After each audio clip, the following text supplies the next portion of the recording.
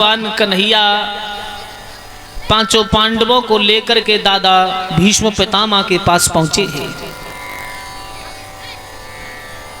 जल लेके पांडव भी खड़े और जल लेकर के कौरव भी पहुंचे हैं। पितामह आपको प्यास तो नहीं लग रही? पर भीष्म पितामह ने कहा अगर मुझे जल ही पीना है तो सिर्फ अर्जुन के हाथों का पीना है। उस वीर अर्जुन ने तरकस में से तीर निकाला। जिस समय धरती को भेदा, गंगा की धार निकली, सीधी पितामह के मुखारविंद में गई। उस मां गंगा ने अपने उस पुत्र भीष्म की आज प्यास को बुझाया। भीष्म पितामह ने भगवान कन्हैया की ओर नेत्र खोले और कहा केशव, अब मेरे शरीर से खून निचुड़ चुका है और मैं जाना चाहता हूं, पर मेरे अंदर दो शंका है। मेरी उन दो शंकाओं का आप समाधान कर दीजिए।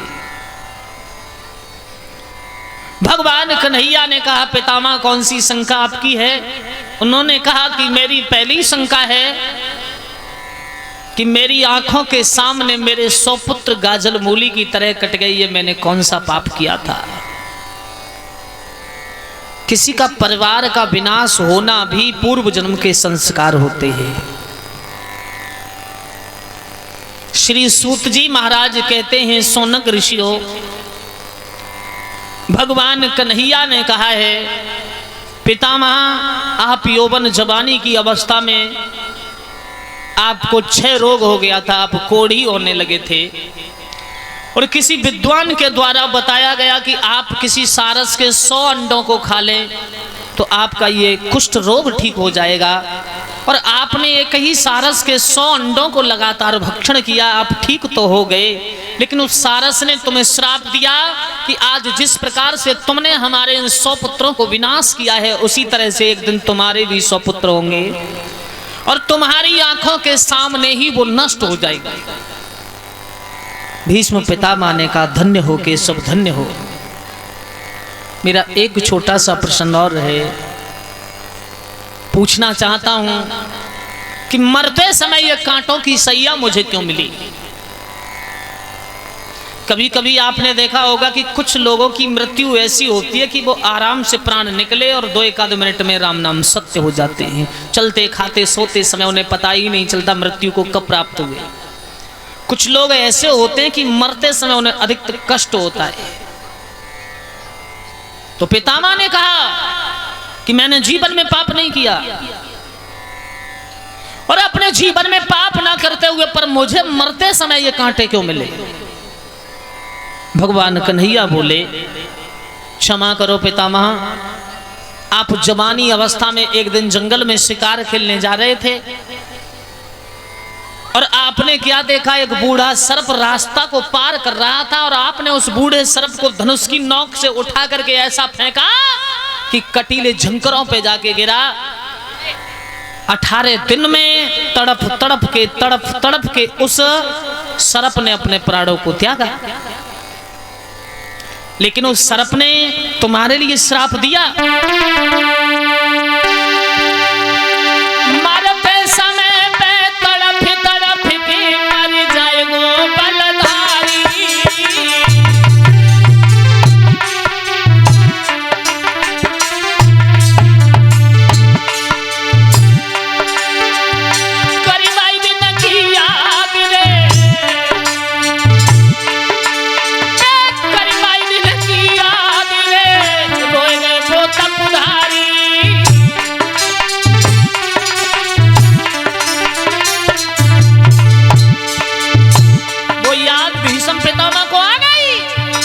अपने धनुष की नोक से एक सर्प को अवश्य बीधा था, अवश्य बीधा था।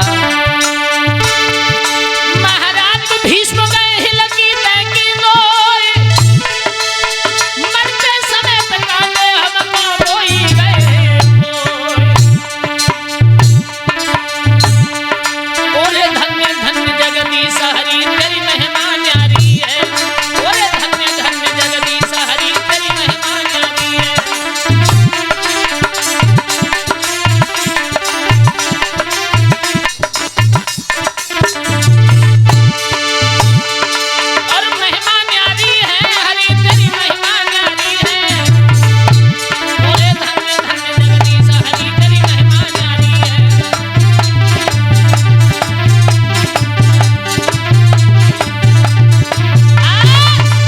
एकदम जवाब दिया, वो दिन याद कर लीजिए। तुम्हें यह पता होना चाहिए कि वो दिन, तुम्हें यह पता होना चाहिए कि वही 18 दिन का कष्ट तुम्हें भोगना पड़ा है।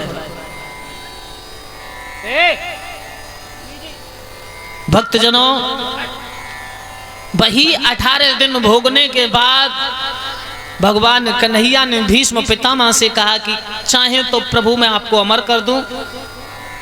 तो भीष्म पितामह ने कहा क्षमा करो केशव, राम राम कहे राम जमुहाई, अंत समय पर आवत नाई। जो लोग श्वास श्वास पर राम भजा करते हैं लेकिन मरते समय राम मुख पर नहीं आता।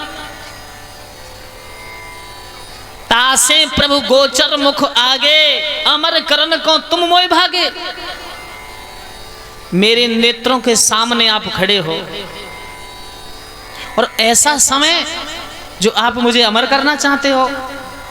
प्रभु सिर्फ आप एक काम मेरा और कर दो, मेरी जो बुद्धि रूपी बेटी है इस बेटी को आप विवाहित वर्णित कर लो।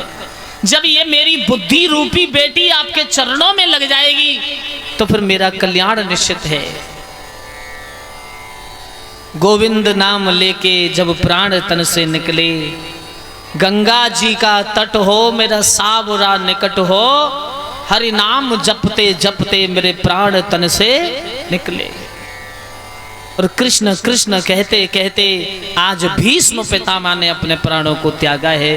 बोलिए आनंद कंद भगवान की। और भगवान श्री हरि के चरणों में ये पवित्र दान आया है। 101 रुपये का दान है। देवेंद्र यादव